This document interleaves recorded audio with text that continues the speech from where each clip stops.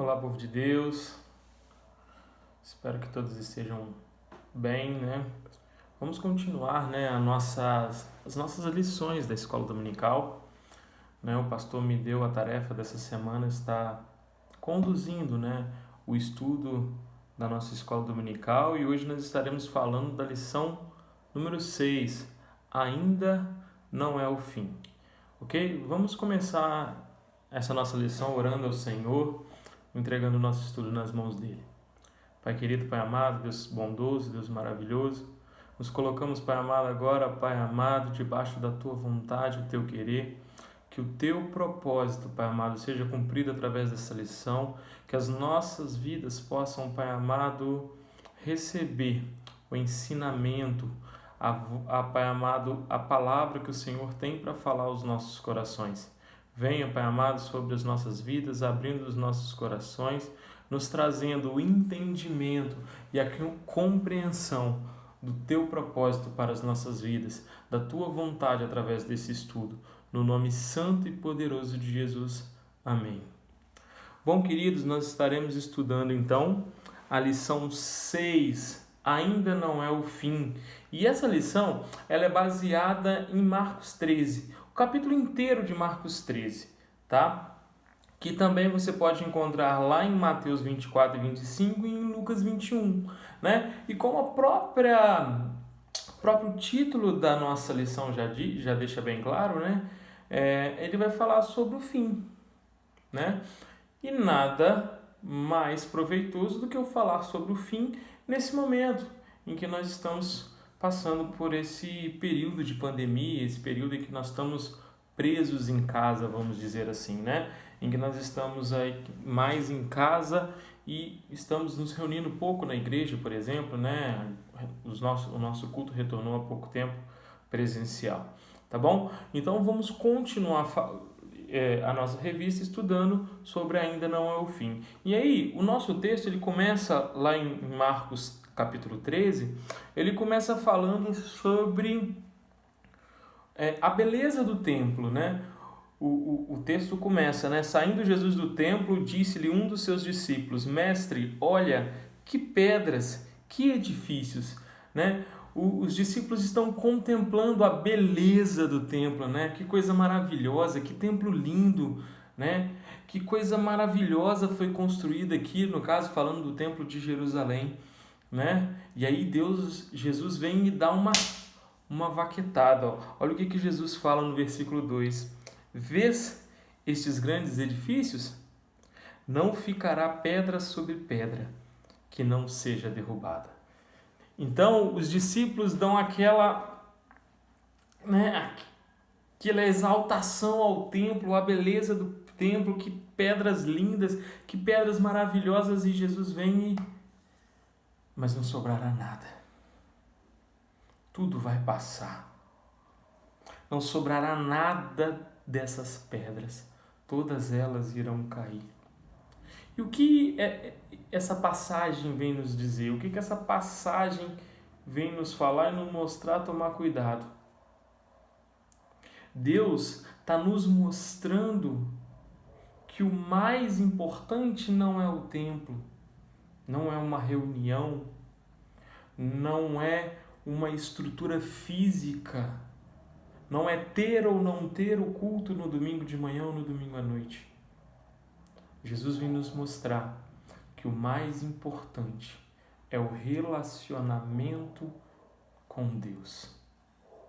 Tudo passará, menos o nosso relacionamento com Deus. A vida se vai aqui na terra, mas a eternidade é com Deus, o nosso Senhor e o nosso Salvador.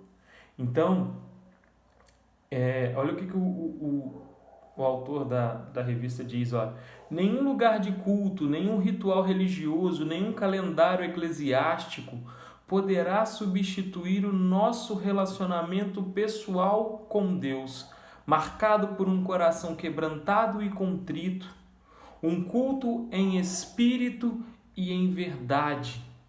Deus é a nossa única fonte de segurança e paz. Nada pode ser o templo mais maravilhoso, pode ser os músicos e o pastor mais especial que exista no nosso país.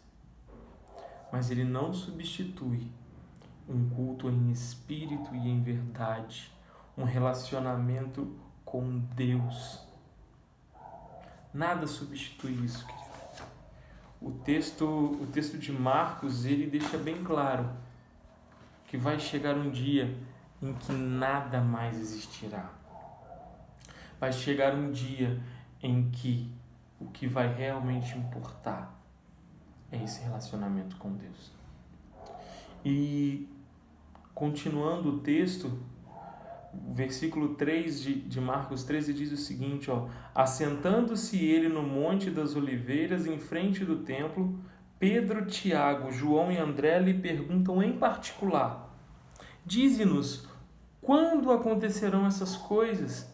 E que sinal haverá quando todas elas estiverem para se cumprir? Os discípulos, eles elaboram 3 perguntas para Jesus. Quando será a destruição do templo? Quando será sua vinda com poder e glória? Quando será o fim do mundo?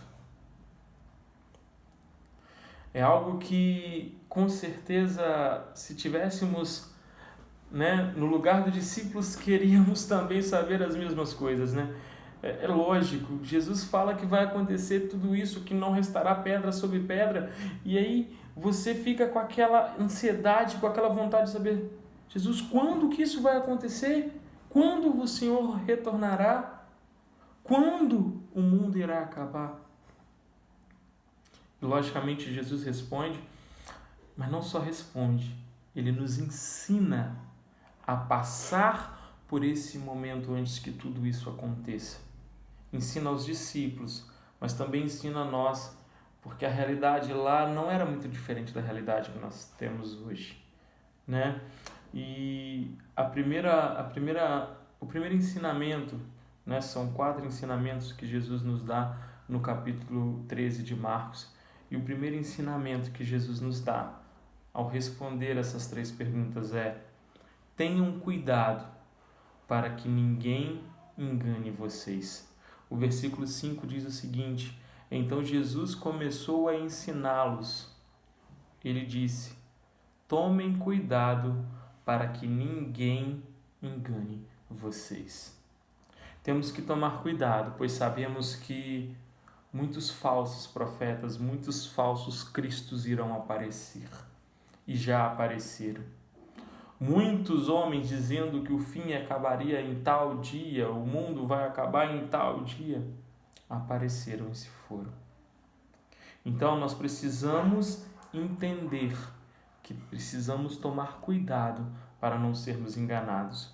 Não é porque estamos numa pandemia que Jesus irá retornar amanhã. Não é porque estamos nesse momento que qualquer um que chegar e falar assim, Jesus está voltando, voltará tal dia. Enganação. O que precisamos ter consciência, em pandemia ou fora de pandemia, no momento de alegria ou no momento de tristeza, é que precisamos estar preparados para a volta de Cristo. Precisamos estar preparados para o dia que o Senhor vai nos buscar. E estar preparado significa saber a verdade, saber o que a Bíblia fala de verdade e não apenas acreditar no que os outros falam, não apenas acreditar no que o fulano de tal, o ciclano de tal ou o beltrano diz, mas saber realmente o que a palavra diz.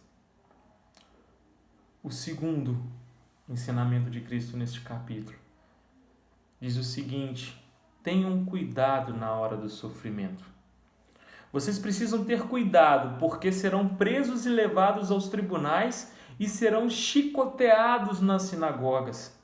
Por serem meus seguidores, vocês serão levados aos governadores e reis para serem julgados e falarão a eles sobre o Evangelho.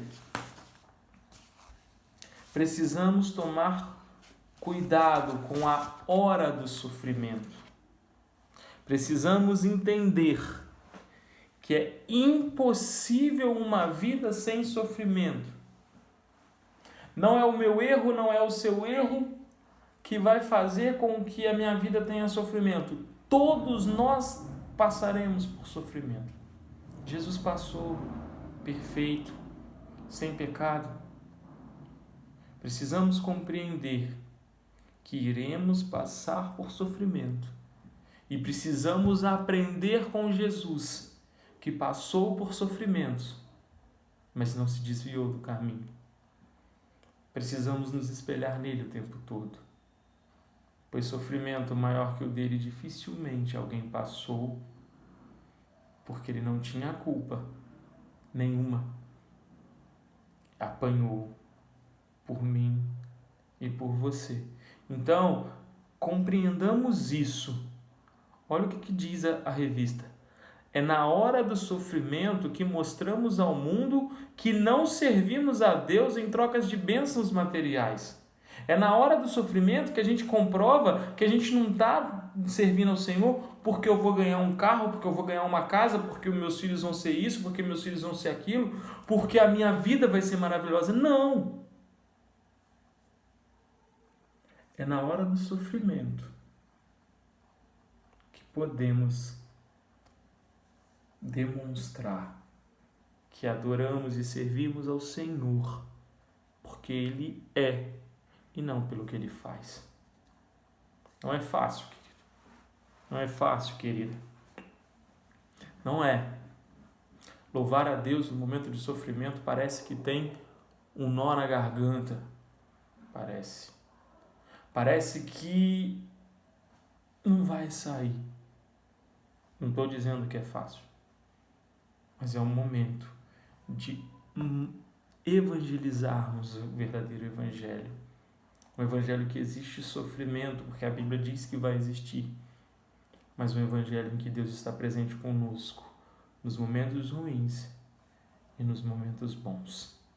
Deus está conosco nos momentos ruins e nos momentos bons, e é por isso que precisamos estar preparados para passar pelo sofrimento. Jesus fala que vamos passar e Jesus nos dá essa orientação a termos cuidado na hora do sofrimento. Terceiro ponto, terceiro ensinamento que Jesus nos dá ao responder as 3 perguntas. Tenham cuidado de aprender e saber o que o texto ensina. Ou seja, tenha cuidado em aprender a Bíblia. Olha o que o versículo 28 e 29 diz do capítulo 13 que nós estamos estudando. Aprendam, pois, a parábola da figueira.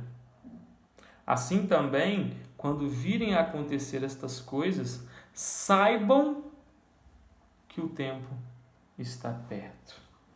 Precisamos saber a verdade que a Bíblia nos diz, para não sermos enganados pelo inimigo e pelos seus servos.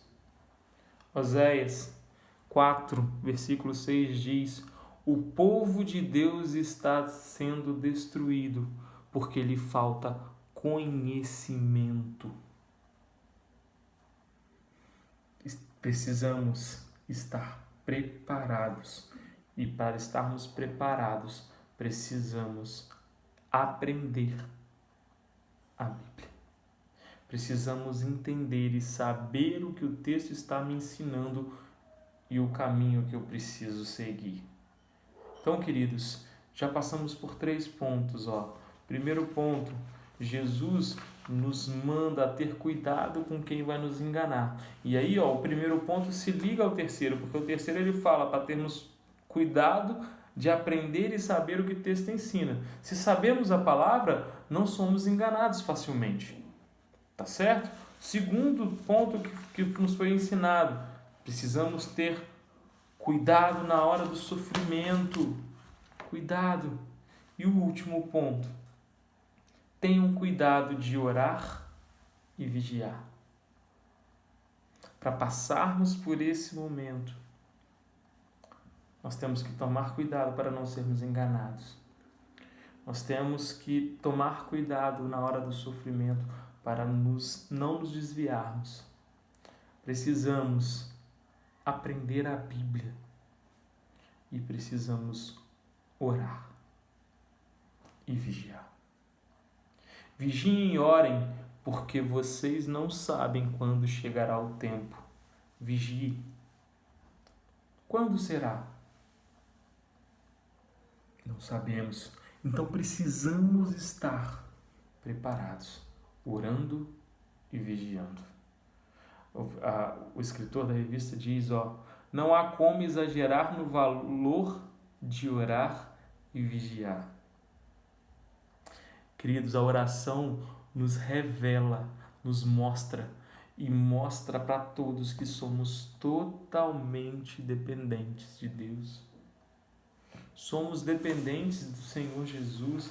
A oração, ela determina, ela comprova que somos totalmente dependentes do Senhor.